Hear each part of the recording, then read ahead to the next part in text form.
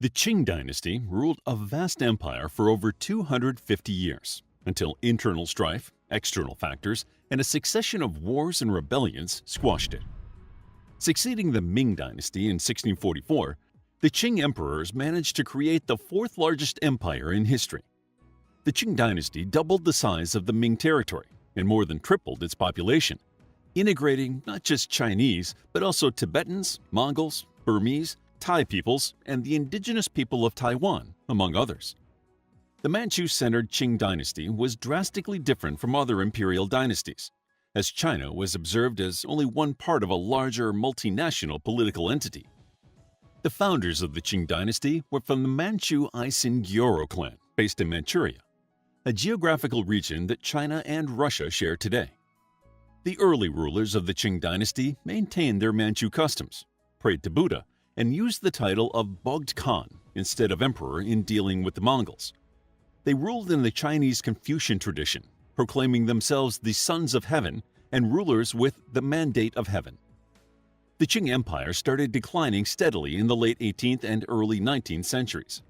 Torn apart by poverty and constant rebellions, China also had to fight foreign forces, mainly Western powers, who sought to colonize China territorially or economically. By this time, the empire's population rose well over 400 million, but the low tax rate developed a fiscal crisis.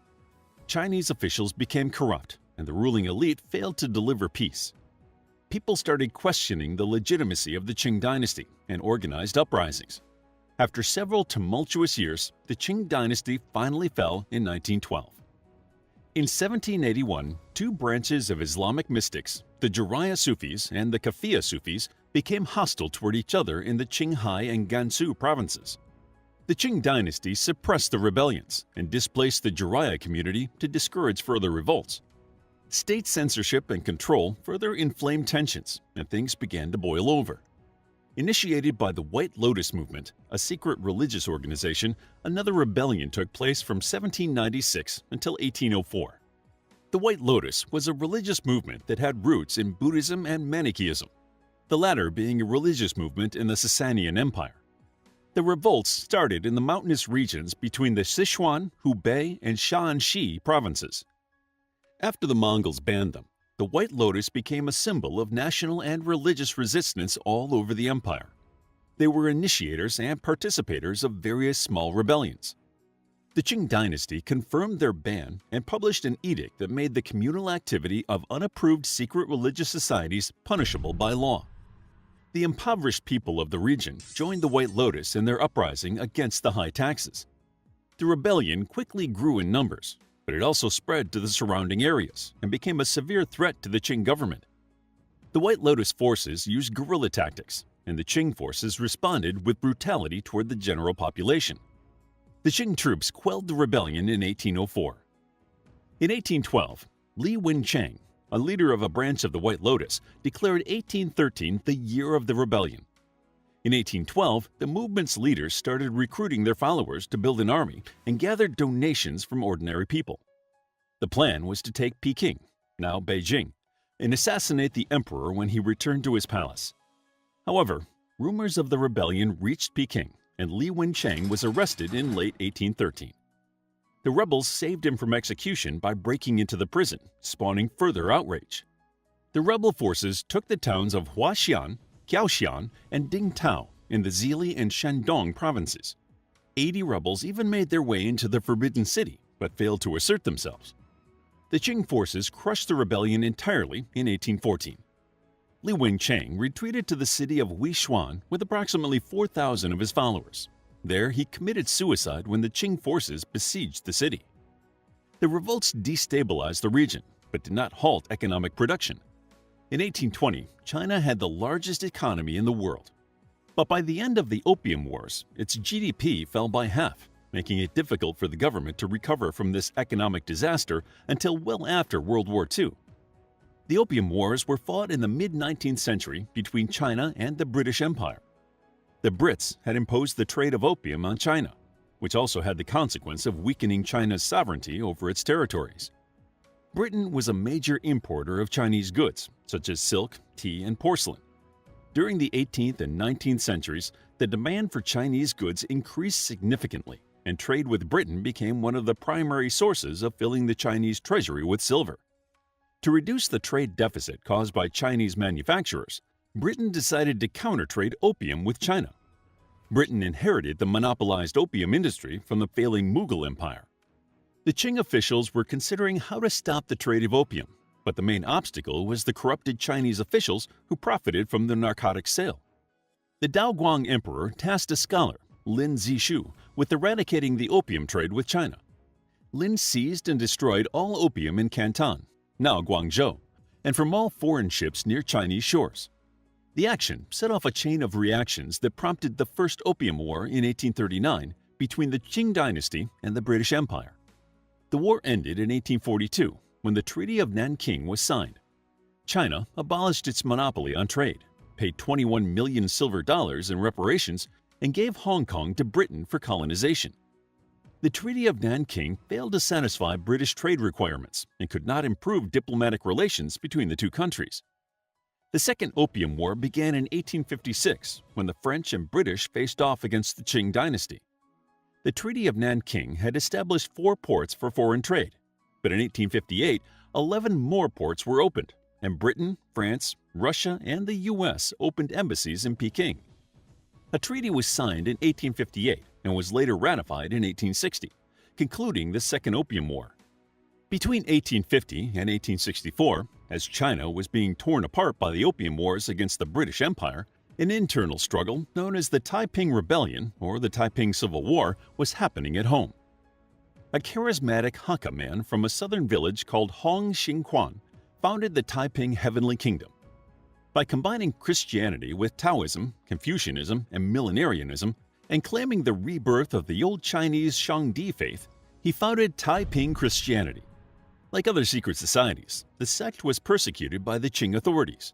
On his birthday in 1951, Xiao Quan declared himself the Heavenly King and proclaimed the overthrow of the Qing Dynasty. For over a decade, the entire country was embroiled in a huge civil war. It was the most violent conflict of the 19th century and shook China's political and economic structure. The Qing forces finally quashed the opposition at the Siege of Tianjin in 1864, shortly after the death of Hong Xiuquan. Hong was possibly ill because he ate some poisonous plants, but some historians suggest he committed suicide by poisoning. After the fall of Tianjin, the Qing forces exhumed Hong Xiuquan's body, cut off his head, burned the remains, and blasted him out of a cannon.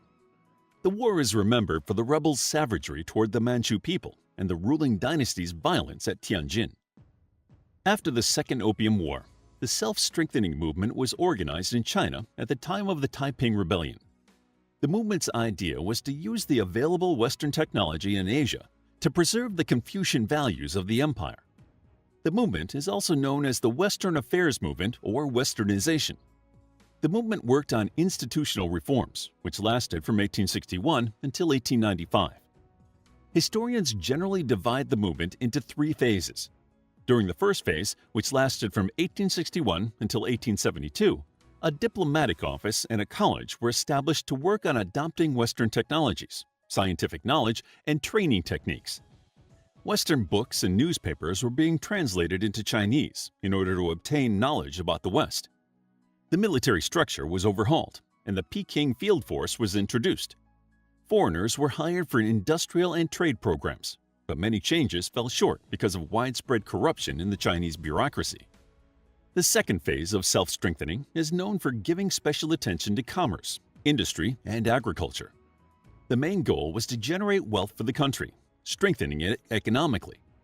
China began developing shipping, railways, the mining sector, and telegraphy, all profit-oriented industries supervised by the government, which led to increased corruption and nepotism.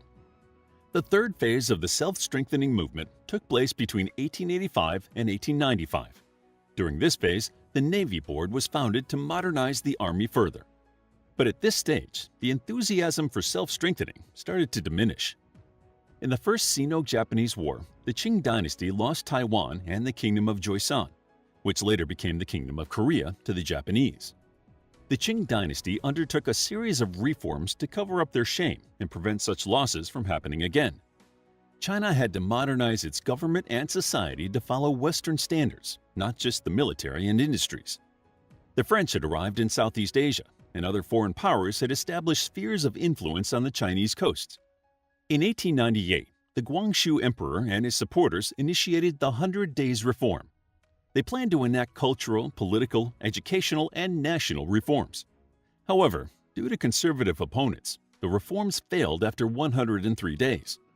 The popularity of the Qing Dynasty was at an all-time low, and external and internal rebellions had disillusioned the people about their mandate of heaven.